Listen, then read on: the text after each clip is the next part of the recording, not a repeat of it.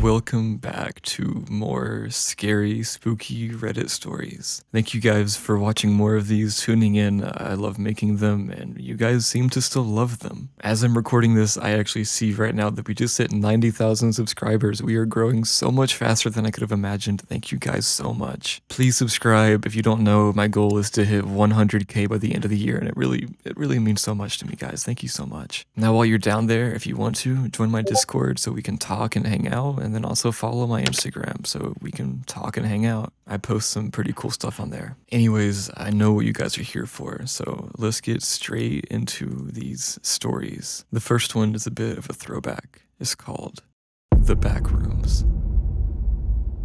It's late September. You remember those nights. Humid, muggy, just a hint of the coming fall. Too cold for a t-shirt, but too warm for a sweater. These are the nights best spent at Cook Place Community Mall, in my modest Midwest hometown. A diamond in the rough, in my eyes, this shopping center is a break from the monotony of tired hardware stores and family grocers that lined Main Street. The Cook Place Mall is typically packed to capacity, but not tonight because it was 8:15 p.m. on a Tuesday night, 45 minutes until close, not exactly prime window shopping hours. Despite that, my three friends and I were still going strong. We were ending the night in the dusty arcade located in the basement of the shopping mall. It was down a short flight of stairs between the Dairy Queen and Sparrow and the food court. Faded and flickering carnival lights lined the dimly lit hallway and steps. "Andy, do you have another quarter?" Philip, my youngest friend, questioned as the words "game over" splattered across the screen. Philip was 12 years old and a bit underdeveloped for his age. Andrew, his older brother, my best friend, and my biology partner scowled as he rummaged through his pockets in vain. "Maybe if you were a bit better at the game, I'd have more quarters for you to play on." It was 8:16 p.m., and it seemed our time in the arcade may be coming to an end. I had a few loose quarters left in my pocket, but that was going to stay my secret. I was hoping to spend it on a Coke tomorrow before class started. Clay, a guy Andy and I had just met in biology, had clearly been waiting for this moment. "Honestly, yeah guys, it's getting a bit late. I think I'm gonna bounce. I've got to study for an exam on cellular reproduction." The exam wasn't for a week yet, but I wasn't bothered. Clay had been acting a bit ambivalent since we got to the mall. Seemed he wasn't a huge fan of having Philip around. Cramped his style, or whatever. I didn't care. Philip was pretty much like a brother to me, so he came first. Philip, having realized there would nary be a quarter for him, gave up aimlessly pressing buttons on the greasy machine. "I have to go to the bathroom." "Didn't you just go?" sighed Andy. "Yeah, but we had a large soda." "You had a large soda, kid." By the time I got a sip, it was all backwash. I chuckled as Andy and Philip started away from the arcade machines. Clay, while texting, followed lazily behind them. It was 8:24, and we'd located a bathroom. The bathrooms we were used to using in the mall on the way out the front door was closed for renovations, so we had to find another one. An L-shaped hallway lit with yellow, humming fluorescent lights ended with a corresponding bathroom on either side of the hall, with custodial equipment blocking the women's entrance. Philip rushed into the restroom. The mall closed at 9 p.m., so we were going to have to get moving. Sure enough, as the thought crossed my mind, the rattly old mall intercom crackled to life with a ding-dong. An adolescent male's voice spoke sharply. "Mall closing in 30 minutes. Mall closing in 30 minutes." I checked my watch. It was 8:26 p.m. Someone's in a hurry to get out of here tonight. I thought, that's retail. Clay spoke up. "I might just get going, you guys. I live pretty close to here. I'm just gonna walk instead of the bus. Good night." "Night, Clay," we said, in unison. He turned his back and walked away, turning right to depart the mall. Andy and I looked at one another. "I don't know, kind of a wet blanket. He seemed really cool when I met him," Andy explained. "Nah, he was okay, maybe just a little bit quiet. The texting was a bit annoying, though." Our attention was drawn to the sound of a flush from the bathroom. Andy's face twisted into a mischievous grin. "Hey, we should give Philip a little fright when he comes out." Remembering how jumpy Philip tended to be, I felt a pang of guilt. It really wasn't very nice to spook him, and we did it often. Nevertheless, I stood on the other side of the door, opposite Andy, waiting for Philip to step between us, not expecting a thing. The door swung open. Philip stepped out into the hallway, focused on drying his hands on his pants. He stepped by, none the wiser. "Ugh!" Andy yelled as we each grabbed his shoulder. Philip yelled as he twisted around and fell backwards. Philip fell into the wall. And then, Philip fell into the wall. That's the only way I know how to describe it. One moment he had slipped off his feet and crashed into the wall. The next, everything but his legs had gone through the wall as if there was a perfectly shaped hole in the concrete. Philip's legs spasmed in the air in the same looping, spastic pattern for but a few seconds. And then there was nothing left but solid concrete. "What? Andy stuttered as he fell to his knees, his face a mixture of curiosity and confusion. As he shuffled towards the wall, his face turned to fear. I don't understand. Philip?" He shouted his brother's name with a desperate, wavering cry. "Philip!" He slammed his hands into the wall. Once. Twice. Not a third time. Andy's head had now protruded from the wall, facing the ceiling. His head seized from side to side as he continued to scream for his brother. God, he sounded like he was yelling through a box fan. I stepped backwards as my best friend disappeared from sight, and I was left with his scream bouncing off the hallway walls, intensifying as it mixed with the hum of fluorescent, the howl of the fluorescent. My back pressed against the bathroom door and I jumped. I screamed as my world exploded with static, deafening and blinding me. The noise was unbearable and the grain obscured everything. And all at once, it stopped. I clutched my head in my hands, eyes squeezed shut. The static had dissipated but was replaced with the hum of fluorescent lights and the all too familiar yellow glow through my eyelids. But there was something new, a smell that hadn't been there before. The musty, wet smell of carpet. Carpet that should have been changed decades ago. The smell reminded me of the dilapidated bowling alley down the road from the mall. I opened my eyes. Before me was the bathroom hallway, as expected, lit by the same light as before. The bathroom doors were gone. There were no more doors, no more custodial equipment, just a smooth slab of concrete wall. I got to my feet and looked around me cautiously. It seemed I was still in the mall, but it was quiet. It felt different. The fluorescent humbuzz was too loud. My ears itch. I walked down the hallway in the direction of the food court. As I turned the corner, I was met with not the opening to the food court as expected, but by another abrupt 90-degree corner, turning to the left. Ding dong. I froze. The loudspeaker was engaged. The empty air of the speaker nearest to me told me that, but the operator had nothing to say. After a motionless moment, what felt like hours, the microphone snapped back into the console, cutting the empty noise. Whomever had activated the speaker seemed to have hung up. Confused and growing ever more frightful of where I'd found myself, I turned the corner. I was met with a large, empty room that I had never seen before. It was about the size of a classroom with stained concrete walls. The smell of must was even stronger in here. Each wall had an identical rectangular door-shaped opening that seemed to be placed at randomly decided positions among the wall. The popcorn ceiling, littered with smears of dirt and greasy imprints, had long cracks spanning it. This room was clearly in need of renovation. I don't understand, I muttered out loud. I truly didn't. This featureless room served no purpose other than a passageway to these other rooms. The lack of planning and absent attempt at caring for the room made me feel as if this place was long forgotten. Might as well try the next room, I thought to myself as I walked through the door to my left. The room I found myself in was as bleak and unrecognizable as the last. From my first glance, the only difference in style was that this room was shaped as a triangle. I heard a single cry from my right. It was more of a whimper, actually. What the hell? It was Clay's voice. It couldn't be Clay. I watched him leave the mall. I rushed through the door to find Clay lying in fetal position in a long hallway, stretching a distance to my left and right. Change the channel, change the channel, Clay babbled incoherently as he sobbed on the floor. Clay, you gotta get up. Clay didn't respond to me. He never would. His eyes, wide and unblinking with fear, were glued to the floor. How can fluorescent lights be so damn noisy? And then I saw it. And then I felt it. It hung motionless in the air, feet lightly scraping the ground.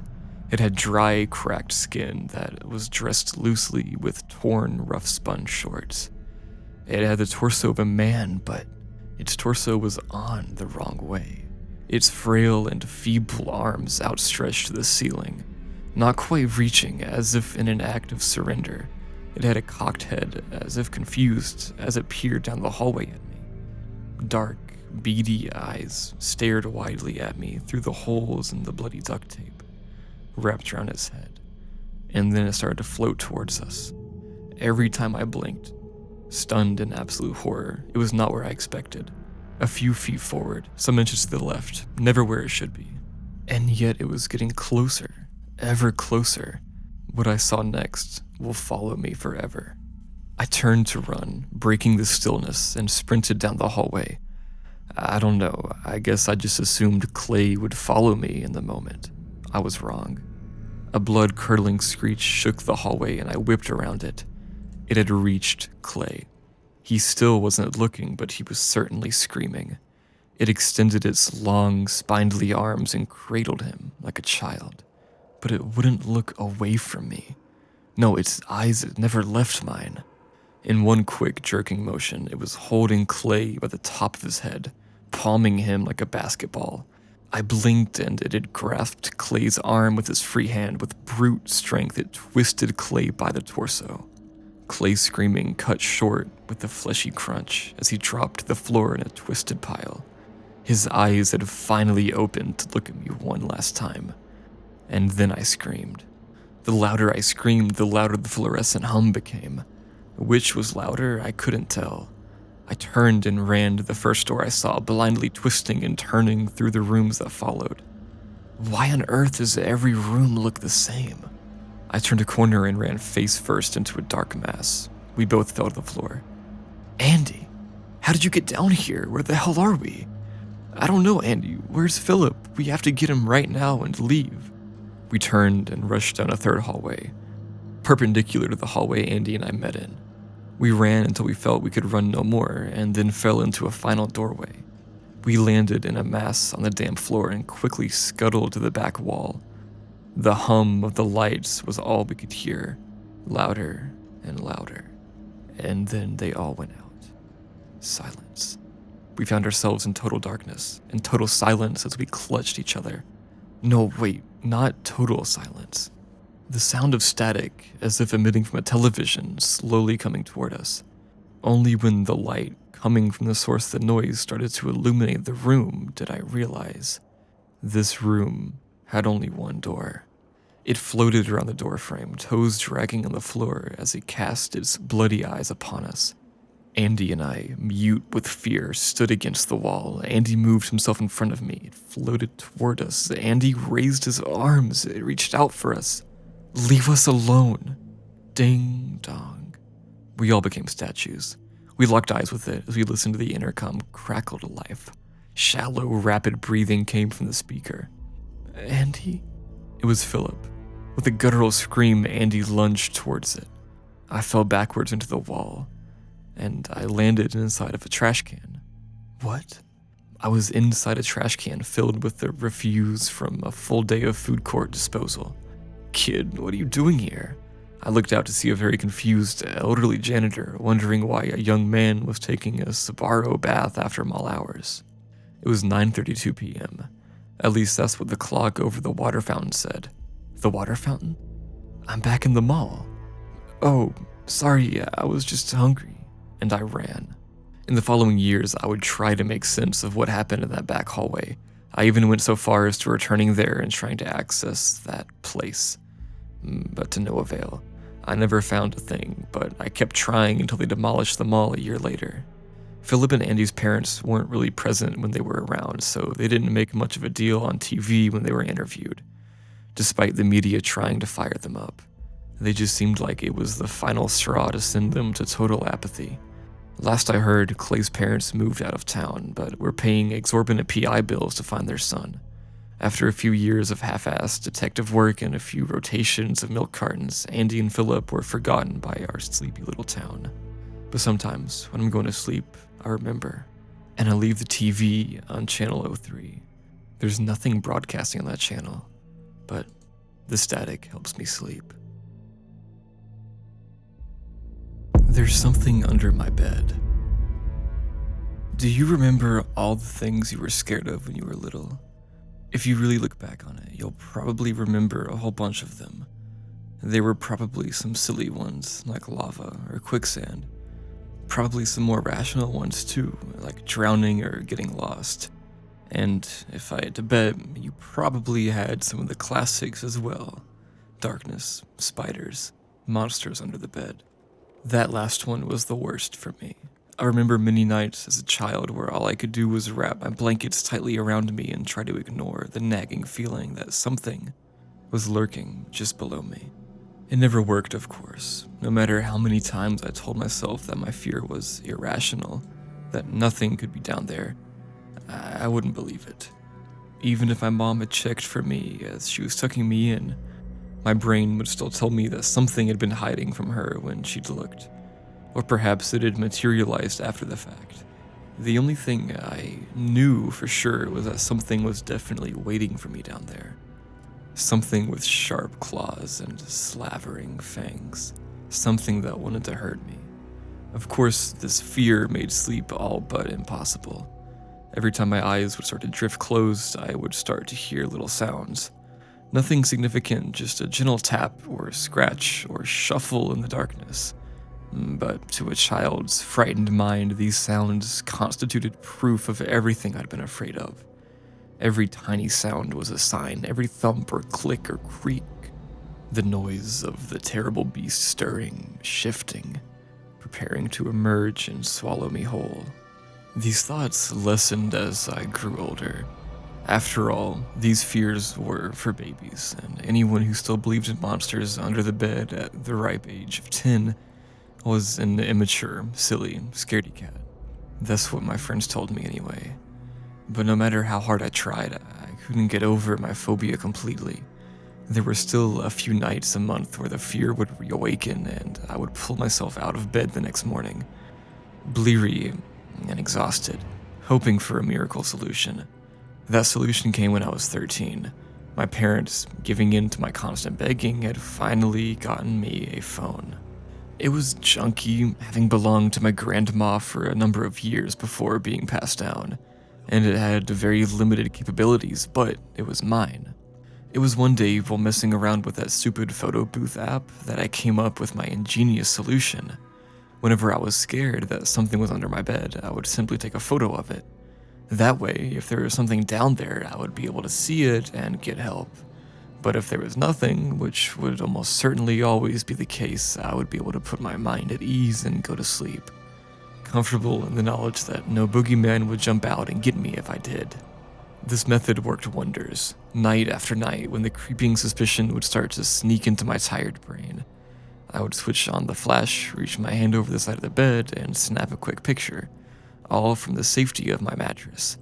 And when that picture inevitably turned up empty, my fears would be alleviated and I would drift right off to sleep. Over the years, I eventually stopped having to take the pictures altogether. After all, I had seen dozens of empty photos night after night after night, and there had never once been anything to worry about in any of them. Finally, I'd come to accept those little noises for what they really were, just noises. By the time I reached college, I no longer had to use the camera at all, which was probably for the best. After all, the habit would have been difficult to explain to my roommates. Since then, I've graduated college, started my career, and moved away from home. I have my very own house now in a nice suburban town, and though I live alone, I felt completely safe. I hadn't thought about my silly worries in almost a full decade, and everything seemed to be going well. Until tonight. About an hour ago, I jolted awake with a start. I thought I'd been having a nightmare. Though at this point, I'm not so sure. If it was a dream, it must have been terrifying because I woke with clammy skin and a racing pulse. Thankfully, as my eyes darted around my dark room, I felt my fear start to gradually ebb away. As I scanned every nook and cranny, seeing nothing, my body started to relax again. I adjusted my blankets and prepared to turn over and will myself back to sleep, when I felt a nearly forgotten creeping terror start to bloom in my chest. For the first time in years, my mind once again started to wonder whether something could be under my bed. I tried and tried to stop thinking about it, but it was no use. The leftover adrenaline from my sudden awakening fueled my anxiety, and soon I was starting to work myself up pretty badly. Every random noise startled me, just like when I was little, and if I focused intently enough on the silence, I could swear I heard shallow breathing. In a burst of petrified curiosity, I peeked down through the tiny sliver of darkness between my mattress and headboard, and just for a moment, I thought I saw something shift. It was then, as I fought through my fried nerves and nausea, that I remembered my old trick. With shaking hands, I reached down to where my charging phone was resting on the floor beside my bed. As my fingers cleared the bottom of the bed frame, it was all I could do not to yank my hand back as I imagined something curling its claws around my wrist. Trembling, I managed to flip my phone aside so that the screen faced the darkness under my bed. I never managed to take a photo. In a tiny fraction of a second, something happened that shocked me to my core. In an instant, all of my rationalizations flew out the window, and in a moment of panic, all I could think to do was yank my phone and myself underneath my covers like a frightened child. I now know for certain that something is under my bed, and that no photo I take would help to alleviate my terror. And what's worse, I also know what it looks like. See, unlike that first phone I had, my current one is loaded with the latest technologies and updates. It can be opened in two different ways. As has always been the case, you can input a preset passcode, but for the average modern internet consumer, this process is tedious and difficult to do every time you want to open your phone. So as an alternative option, phone companies have introduced a much more convenient feature, Face ID. I'm typing this now from the safety of my mattress, though I don't know how much longer I have before whatever it is that's down there decides it's not going to abide by that arbitrary rule any longer. I don't know what it wants, but I'm certain that whatever it plans to do will not end well for me. I can't bear to make a run for it because from the second I turned that phone over to face the inky abyss and watched the little padlock at the top of the screen flip open, I knew for sure there's something under my bed, and it looks just like me. The Sleepwalkers of Camp Moonsong. All I wanted when I was a kid was to go to summer camp. Every summer, I would beg my parents to send me, but they always said the same thing. It's too expensive, or it's too far away, or we can't afford to drive out there when you get homesick. I know summer camps have fallen out of popularity these days, but they were just about the coolest thing to a kid in the early 90s. Every show had a summer camp episode. There were movies with summer camps. There were even music videos on MTV about summer camps, for God's sake. I felt like I was missing out on a big part of my childhood experience by not being allowed to go, but every year I was forced to sit at home and wish. So, when Mom told me she had found a summer camp for me when I was 11, I was ecstatic. Camp Moonsong was an all-girls camp about an hour from our house, and the fee for the 60-day stay was surprisingly low.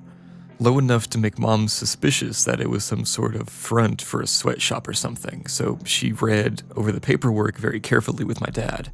I remember just hovering outside the kitchen as they went over it, Dad not showing her level of dedication as he held paperwork in one hand and smoked with the other. They talk about not being responsible for injuries or accidents a lot in this stuff. I remember her saying when Dad scoffed, "They're just being careful, Wendy. It sounds perfect, honestly. She's been begging to go to one for years, and if we don't send her before she's 13, I think she'll miss her chance. 12 is usually the cutoff for these kinds of things." They discussed it for a while, and when they finally came and said I could go, I was overjoyed. I had my bags packed before the last week of school was even out, and on the second day of summer vacation, my mom and dad drove me to the camp for drop-off. It was beautiful, one of those camps like you see on TV. It was in the middle of the woods with a bunch of little cabins next to a lake, and I could see a boathouse, hiking trails, archery courses, and all kinds of things that I was chomping at the bite to go try. We met the head counselor at the main cabin, a smiling blonde lady named Gladys. And after some hugs and checking over my stuff, my parents headed out and I was shown to the Sparrow cabin where I'd be staying for the next 60 days. That's where I met Lauren, Sandy, Heather, and Claire, the girls who would be my cabin mates. Sandy and Heather were 12, and this was their first time at Moonsong, but not at a sleepaway camp. Lauren was 10, and she had never been to a camp either, so this was a first for both of us. Claire, however, had been coming here for about 3 years, and she was the only one of us who didn't look excited. She was trying to put on a brave face in front of us, clearly not wanting to spook us, but her mood was absolutely off. Claire was also our cabin captain, so when the loudspeaker came on welcoming us and telling us to meet at the pavilion for orientation, she led the way. The pavilion was more like a small amphitheater, a stone stage with rows of concrete seats leading up and out of it. We took a seat in a section near the stage, all of us chatting animatedly, except for Claire, as the other cabins assembled. Each cabin had 5 girls, and there were 6 cabins in all: sparrow, magpie, grouse, dove, hawk, and crow. They had spread out a little, giving each cabin room to gather, and as we all sat chattering, the camp counselors arrived to start the summer orientation. "Welcome, campers," said Gladys, her voice echoing off the stone benches. "And welcome to another exciting year at Camp Moonsong." There were a few other adults on the stage, and she introduced them as the activity directors. There was a counselor for swimming, canoeing, archery, hiking, nature studies, physical challenges, and arts and crafts. Gladys told us how our daily schedules would be posted on the bulletin boards outside our cabins at first light, and that each day would end with a marshmallow roast around the fire pit. "And don't forget, the fire pit is where we choose that night's sleepwalker," she said, something that brought nothing but polite claps from some of the campers. I saw more than a few of them that looked like Claire when she said it, and I realized there might be something a little strange at work here. Our first activity was archery, so Claire took us back to the cabin so we could get ready. "So what's with the sleepwalker thing?" I asked, Heather chiming in as well as Claire went to get a shirt that was a little more comfy. "It's nothing," she said, stripping out of her polo and slipping on a t-shirt. "It's just something that Camp Moonsong does. It doesn't mean anything, it's just tradition." "What do you mean?" I asked, the 4 of us falling in behind her as we headed for the range. She made a frustrated noise, rounding on us angrily. "Just don't worry about it. If you're lucky, it won't be a problem anyway. There are 30 of us. The chances are good that a few of you might never have to see it." She said the last more to herself than anything. "See what?" I asked, but she ignored me as we came to the archery course. We had archery, arts and crafts, and a trip to the lake that day, and by the time the sun set and the bonfire sprung to life, I found I had quite forgotten about the sleepwalker. We spent a while roasting and eating marshmallows, singing songs, telling spooky stories, and then I saw Gladys step close to the fire with a box that rattled slightly. Some of the girls looked at it ominously, Claire among them, but Gladys was all smiles. "Okay, campers, it's time to pick tonight's sleepwalker. You returning campers know how it works. If you reach into the box and draw the black ball, you are tonight's sleepwalker." I snorted, not quite sure why this had some of them so worried. What, were they gonna come and scare us in our cabin if one of us drew the black ball? Would we have to scare people? What was this, I wondered, because it all seemed kind of ridiculous. The box had barely gone through 5 people before a girl of about 8 got the black ball. It was clearly her first time here because she seemed pleased but mystified as she handed Gladys the ball. Gladys asked her what her name was and then announced that Brenda was the summer's first sleepwalker. After that, we all went back to our cabins, even Brenda, and I remember sitting up a little with the other new girls and whispering about how silly it all was. Were they trying to scare us or something? "Ooh, sleepwalkers," we all said as we laughed, but when Claire told us to go to sleep, she said something that took the starch out of our sheets. "Wait till tomorrow morning, then we'll see if you still think it's so funny." She was right. The bugle woke us up the next morning and we all shuffled to breakfast in the mess hall. Amidst the chomp of cereal, toast, eggs, and bacon, I heard someone sniffing loudly. It wasn't normal sniffing like the kind you get from someone who's homesick. This was different. and I didn't have words for it yet. I do now that I've grown up a little bit. It's the hopeless kind of sniffling from someone who's lost something that they can't get back, like a mother or a wife crying for a husband or child. I glanced over to the crow table and saw that it was Brenda. She looked terrible, like she hadn't slept at all, and the circles under her eyes looked like bruises. She wasn't eating, despite how the girls in her cabin tried to coax her, and her eyes seemed to weep constantly. The crow table was next to ours, and she seemed to be telling them, in between sobs, that she wanted to go home. They were trying to talk her out of it, saying that the chances were low that she would draw it again, and after a few days she would forget all about what she had seen. I didn't know exactly what to make of it then, but I would learn. For the next week and a half, I watched as different girls drew the black ball. The ones who had been here before took it better than the new ones, and the new ones were always in tears the next day. Because of how the schedules were set up, we really didn't have a lot of interaction with the other cabins. We lived with the girls in our own cabin, but outside of meals in the fire pit, we didn't see the others during the day. Most of them stuck pretty close to their group during the periods in between activities, and none of them went to talk about what was going on if you asked them. Then, about a week and a half after Brenda drew the ball, Heather drew out the jet black sphere and was that night's sleepwalker. I remember the look on her face when she drew it out, the look of uncertainty and fear, and Gladys named her the sleepwalker of the night. She went back to Sparrow Cabin, seeming unsure of what to expect, and as we got ready for bed, we all watched her a little apprehensively. "So," Heather asked, "what happens now? Do I start walking or something? Do they come and get me in the night?" "Maybe they're gonna make you disappear," Lauren said, and we all laughed, nervously. "Just go to sleep," Claire said, and it shut us all up as we looked at her. "It won't happen till then."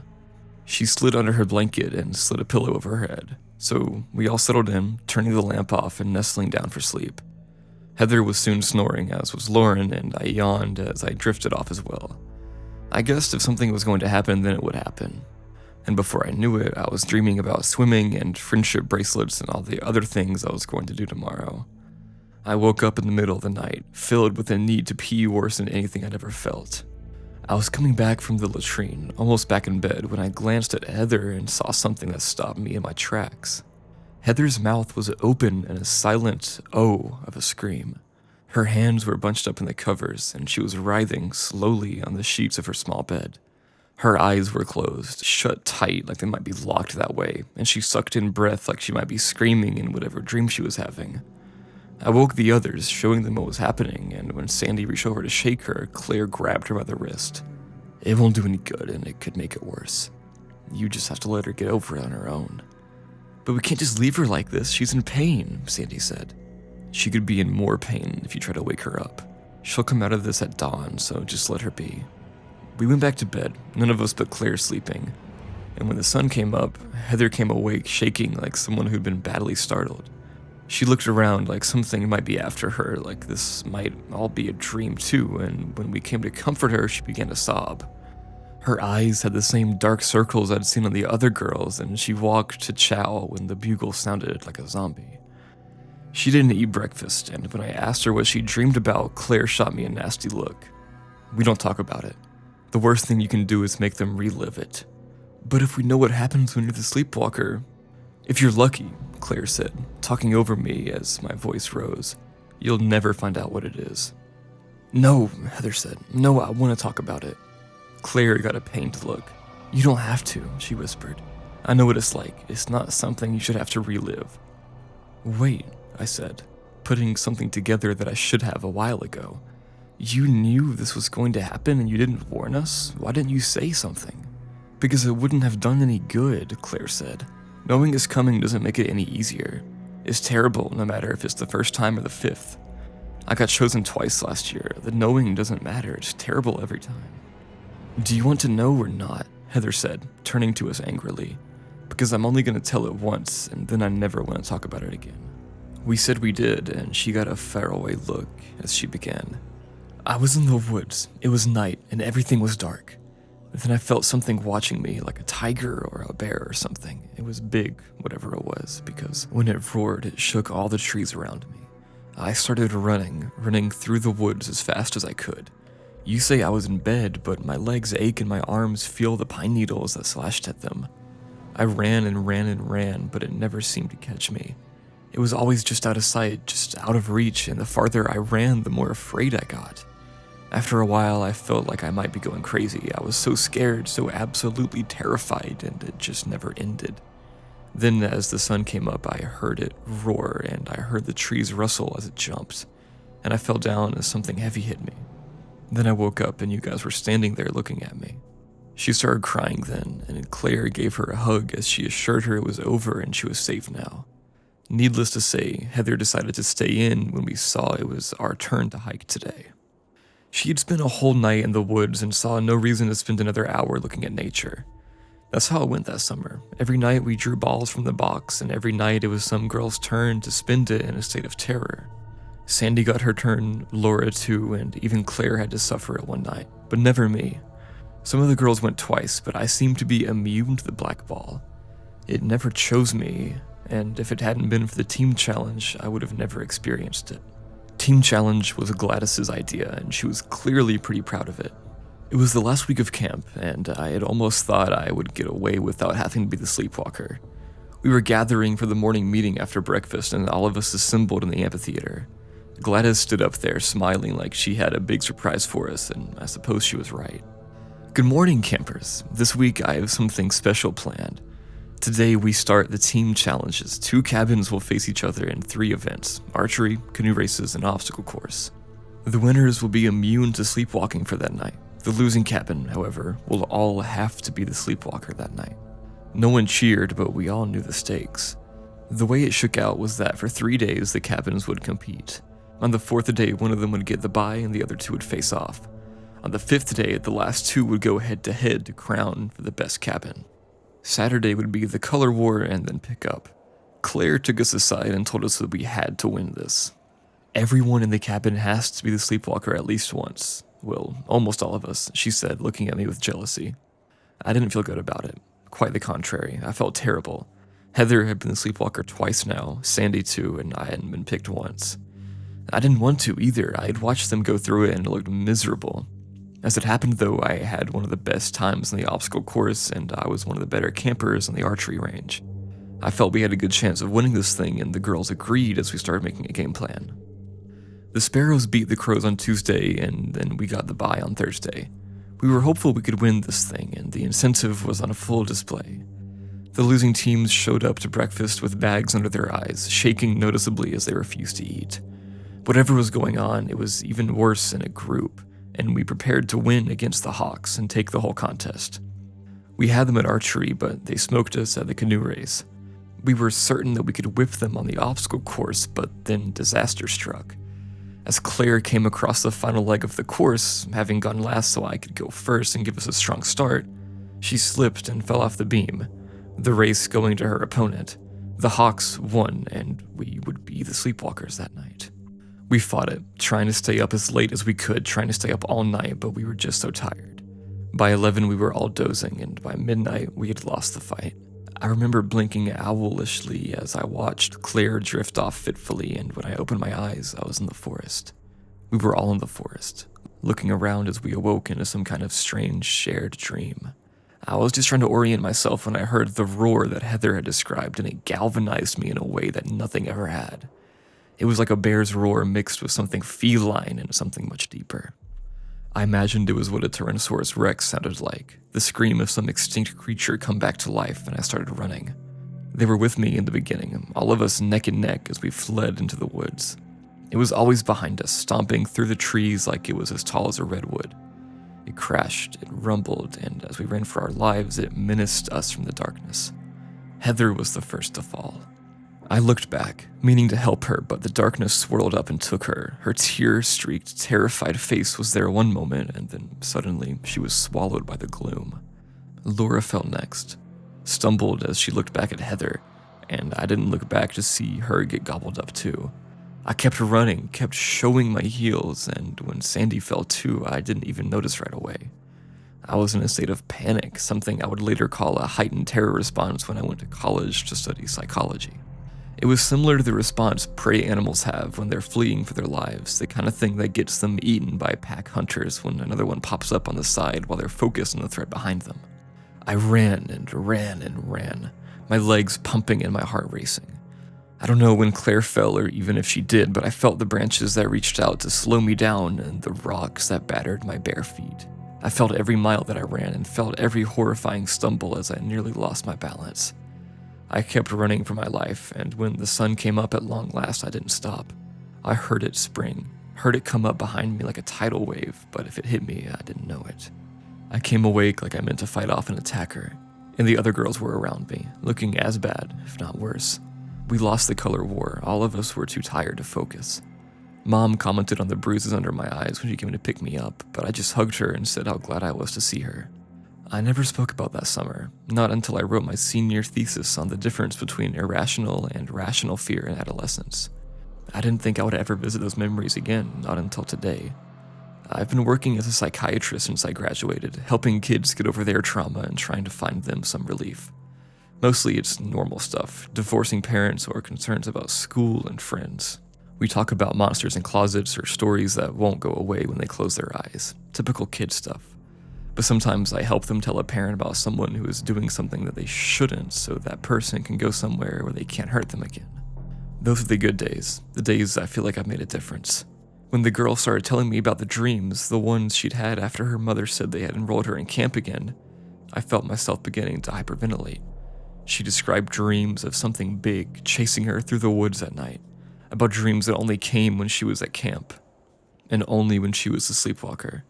I didn't even feel it at first when the pin snapped in my hand, and when the girl said, her voice panicked, that I was bleeding, I looked down to see my hand had the jagged end of a pin buried in it. I told her mother that she might want to find another summer camp this year, not voicing what I actually believed, so I didn't sound crazy. The mother seemed concerned, but Jenny loves Camp Moonsong. She's gone every year since she was 9. I strongly recommended she finds her daughter another camp, and the two left, mollified, with a prescription refill. I had never imagined the place was still open, never in my wildest dreams. I sat in my office, trying to control the shakes as my hand throbbed like an infected tooth. I'm afraid to go to sleep tonight, something I haven't been afraid of since that first week home from camp. I'm afraid I might wake up in the woods again, fleeing from the thing that chases the sleepwalkers of Camp Moonsong.